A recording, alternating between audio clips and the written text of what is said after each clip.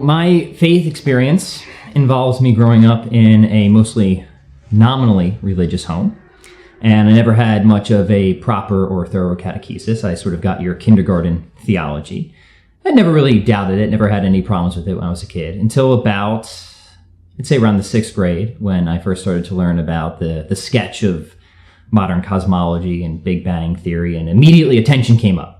I thought to myself, this doesn't sound like what I was taught in 1st grade Sunday school. Where's the snake and Adam and Eve and this or that? So I didn't throw my hands up and declare myself an atheist at that point, but this was one of those first points of tension, one of those first seeds of doubt that throughout the years would continue to develop. Eventually, I got really into writers like Mark Twain and H.L. Mencken, some of your kind of older humorist style writers. Interesting how that comes about. They introduced me to certain lines of philosophical thought, existentialism, determinism, and that kind of set me down the path philosophically. Became very interested in philosophy, but it also set me down the path of a philosophical naturalism, a philosophical skepticism. And long story short, as I kept going deeper into those philosophies, the more problems they seemed to have. So originally, I thought what would be the solution to many of my deep philosophical questions only ended up compounding the issue.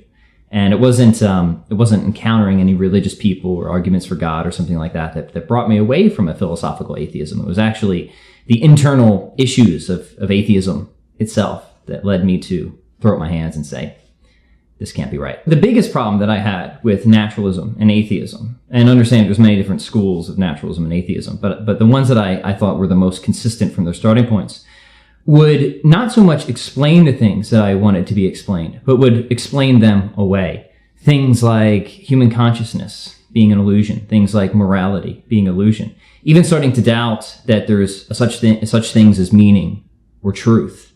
And whatever else I thought was the case, I became quickly convinced that this couldn't be it. One of my turning points was reading a philosopher named Mortimer Adler, and he himself was, I first read his book, How to Read a Book, when I was younger, and I didn't realize that he had many other philosophical books at the time. And I had a renewed interest in Adler and learned that he himself was somebody who was quite agnostic for a while, and eventually discovered St. Thomas Aquinas, found his philosophy very inspiring, very fruitful. So I took a cue from Adler and not just read his own books, books like 10 Philosophical Mistakes and 6 Great Ideas, awesome philosophy books that started to not explain things away, but to give a deeper explanation of things that just seem obviously true, right? Sort of common sense experiences of morality and consciousness and meaning and stuff like that. So Adler introduced me to to Thomism, which is the philosophy of kind of following the footsteps of Thomas Aquinas. And really, I see Thomism as the sort of capstone of perennial philosophy, true philosophy, if you will. The more I've thought about the brain side versus the heart side of the conversion, the more I've begun to think that they're not distinct at all. I heard somebody say to me somewhat recently that all cosmological arguments for God are really arguments for meaning in life. And when we quest for the truth of something, we have this assumption, this however deep, that the world is intelligible and that it has meaning that it has significance. So I think at the sort of bottom of my atheistic despair, part of the reason I rejected atheism is because I was not ready to reject that life is meaningful, that it has moral significance and purpose. And those are deep personal questions, not just intellectual, but questions as much of the heart as they are the head. So what might have seemed to be a sort of Spock-like conversion for me was anything but the sort. These were questions that were in my gut, in my heart, as much as they were in my head. So if you start reading Thomas Aquinas, you can't ignore his theology for too long. In fact, you can't really ignore it at all. I was okay at ignoring it for a while because I was kind of like, I'm just in it for the philosophy here. You can leave the kind of Christianity aside. Now, I never had an animus against Christianity. Even in my skeptical days, I never saw Christianity as something that was just a blight on society or something like that. So I didn't have a very big emotional hurdle to overcome with Christianity. To me, it really was just seeing, is there rational plausibility here? So once I started to see that Christianity provided answers to a lot of the questions that I thought needed to be answered, questions like, identity, who am I, meaning, what am I doing here, morality, how should I act, destiny, where, if anywhere, am I going? Christianity has answers for these, right? It does. Now, people might not be convinced that they're true answers, but it has answers, and they're attractive answers in many ways. So I think one naturally begins to wonder if those answers are true. And that's when somebody begins to look at the rational plausibility of Christianity, which I think can be adjudicated a number of ways. One is it befitting philosophically of what I know about God? If I already have reasons to think that God exists and is good and that something obviously has gone wrong in the world, might it make sense that God might do something about that to try and set things straight? He might reach out to us in some way. So something like the incarnation and atonement, it's very befitting. It seems, I don't want to say somebody could predict it, but it fits well, right? And then there's just the historical question. I mean, it just seems like Christianity sort of came on the scene very suddenly and radically transformed the world in many ways. Now, what best explains this? I think the best explanation is the traditional one, that God really did enter into human history and rise from the dead. The Catholic Church was attractive to me for many reasons, and part of my inclination towards Catholicism was its systematic philosophy and theology. Whatever else you want to say about Catholic belief, it is very cohesive, right?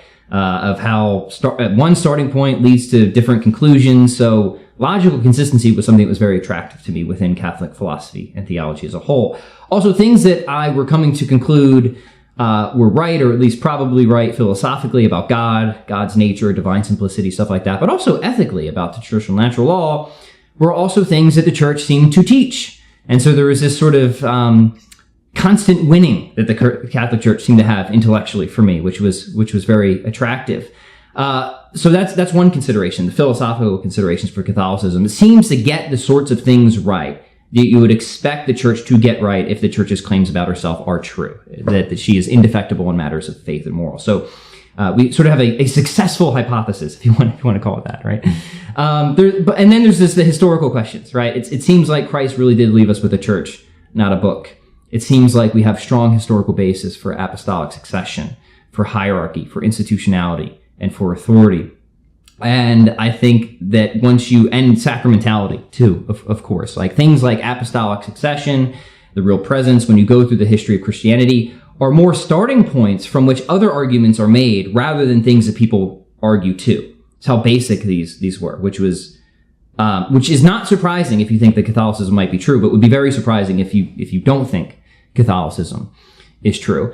And then the final consideration, aside from the historical evidence, is it seems to fit well, is again befitting to use the annoying Thomistic word, with human nature. We're not radically individualistic. We are not just rational animals, we're social animals. Animals that tend towards hierarchy, that tends towards institution, stuff like that. And if God is going to will an end for something, say unity among his people, he's probably going to will a means that also is befitting to the nature of the thing in consideration. So with those pieces in place, it seemed like Catholicism was the one. So coming home to Catholicism was mixed, being honest, right? Because in one sense, I feel like I was finding answers to the questions that I had been looking for. In another sense, coming from my very secular background, there was a lot in my life I needed to straighten out, because you have this sort of intellectual conversion, and you have a moral conversion on one level where you see, okay, the teachings of the church, it seems like they're true. However, how I'm living my life is not entirely consistent with those teachings. And that was a painful thing. I remember I came to a point where I realized if I was going to be in, I had to be in all the way. Every part of me, how I think, how I act, my family. And so there was this sort of, there was this clear internal division that I had before I made the full ascent to Catholicism, that I had to realize that it's not something you can do halfway. So in one sense, it was the greatest feeling, the greatest joy I'd ever experienced. In another sense, it was and still is incredibly challenging. But by God's grace, day by day, a few steps forward, a couple steps back, right? So it's not an easy religion. But I think it's true that if your religion doesn't present you with any challenges in life to how you're thinking, how you're acting, it's probably a religion that you invented.